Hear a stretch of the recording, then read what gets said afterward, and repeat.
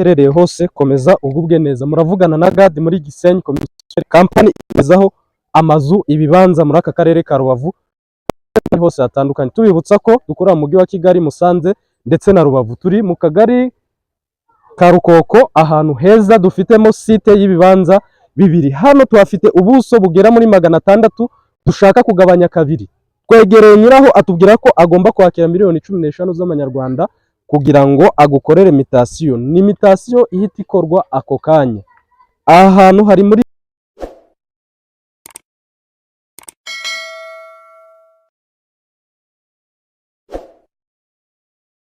ni ahantu washyira inzu isanzwe cyangwa ndagira ngo cameraman agerageze ubuso bugize iki kibanza, hanyuma ibindi murabisanga muri description yacu.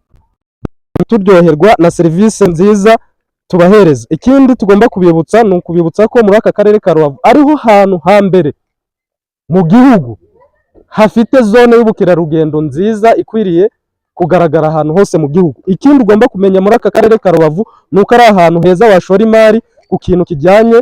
Uyu ni umujyi w'ubucuruzi, ni ukuvuga ngo iyo umugari w'ubucuruzi ikintu cyose wahashyira, haba igikorwa remezo cyo gucumbikira abantu, wahubaka wabona abakiriya.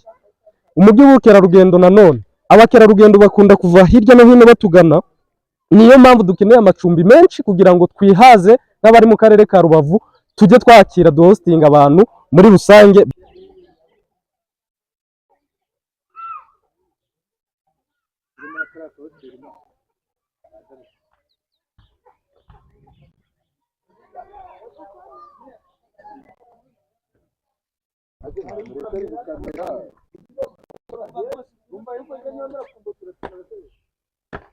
Muri channel yacu ya Gisenyi Commissionaire, kora follow kuri TikTok, Facebook page ndetse na X cyangwa Twitter, kora follow.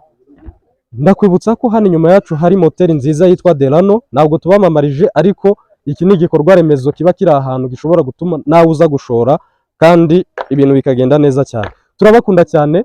Ni Gisenyi Commissionaire. Nta muntu wakwifuriza amahirwe mu buzima uretse umuntu wenyine wo mu broker ujya hagati yawe n'undi.